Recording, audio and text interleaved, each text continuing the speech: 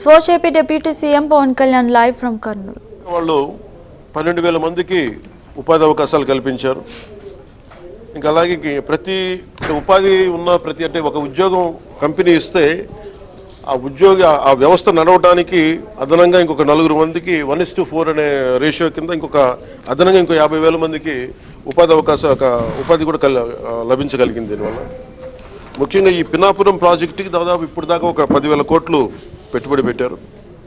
ఇంకొక 24 కోట్లు అడిషనల్గా ఇంకా పెట్టుబడి పెడతా ఉన్నారు.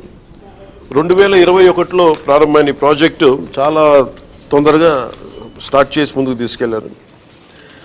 దీంట్లో నేను గవర్నమెంట్ వచ్చాక కొత్త ఎన్డీఏ ప్రభుత్వం గౌరవ ముఖ్యమంత్రి నారా చంద్రబాబు నాయుడు గారి నాయకత్వంలో ఇది వచ్చినప్పుడు దీంట్లో ఇది జరుగుతుందని తెలుసు, చాలా సంవత్సరాలుగా అందరికీ తెలుసు. కానీ ఫారెస్ట్ డిపార్ట్మెంట్లో చిన్న వైలేషన్ ఏదో జరిగింది, అది ఏదో వస్తే నాకు దాని మీద మాట్లాడితే అది యాక్చువల్ దాన్ని చూడటానికి వచ్చాను ఈ రోజున. ఇది 12,000 మెగావాట్లు అంతే కదా, ఇది ఆపరేషన్.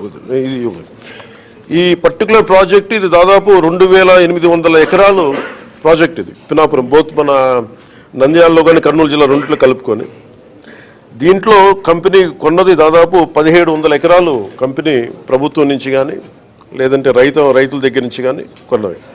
ఈ 2,800 ఎకరాల్లో 1,700 ఎకరాలు వాళ్ళు ఆల్రెడీ కొనేశారు.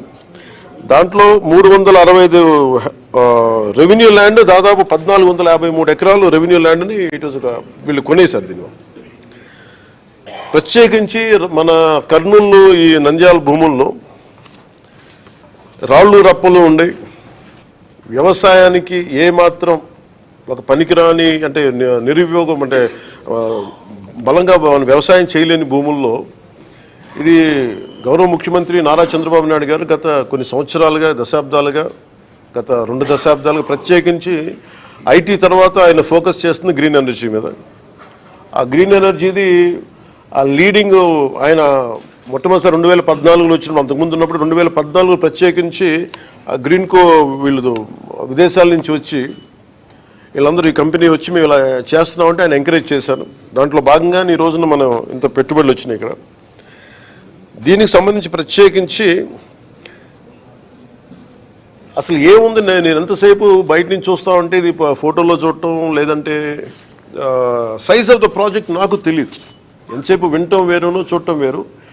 ఇది చాలా ఒక రాష్ట్రానికే దేశానికే చాలా ప్రతిష్టాత్మకమైన ప్రాజెక్ట్. ఇది ఇండియాలో హైడ్రోనికల్ మనకి నీటిని వాడుకొని అలాగే గాలిని వాడుతూ అలాగే సోలార్ని వాడుతూ అన్నిటిని మిళితం చేసి ఒక ఇంటిగ్రేటెడ్ ప్రాజెక్ట్ ఇప్పటివరకు ఇండియాలో లేదు. ఫస్ట్ ఆఫ్ ఇట్స్ కైండ్ అది. ఇది ఆపరేషనల్గా వచ్చేసింది. ముఖ్యంగా గ్రీన్కో కంపెనీ వాళ్ళ హెడ్ ఉంటారు ఇప్పుడు. అంటే ఈయన చాలా చిన్న స్థాయి నుంచి వచ్చిన వ్యక్తి. ఒక విద్యార్థిగా స్టార్ట్ అయ్యి మన యూకే లాంటి చోట్ల పనిచేస్తూ ఆయన విజన్ ఈ రోజున దాదాపు భారతదేశానికి 2.5 లక్షల కోట్లు పెట్టుబడి తీసుకురాగలిగారు ఆయన ఈ రోజు. సో మేము ఇన్వెస్ట్మెంట్ ఫ్రెండ్లీ అన్న కంపెనీ అంటే ప్రభుత్వం అనే ప్రాసెస్లో ఇది ఒక మేజర్ ఒక ఇష్యూ ఏమొచ్చిందంటే 365 ఎకరాలు చిన్న ఇష్యూ ఉంది బిట్వీన్ రెవెన్యూ వాళ్ళదేను అలాగే మొత్తం ల్యాండ్ 365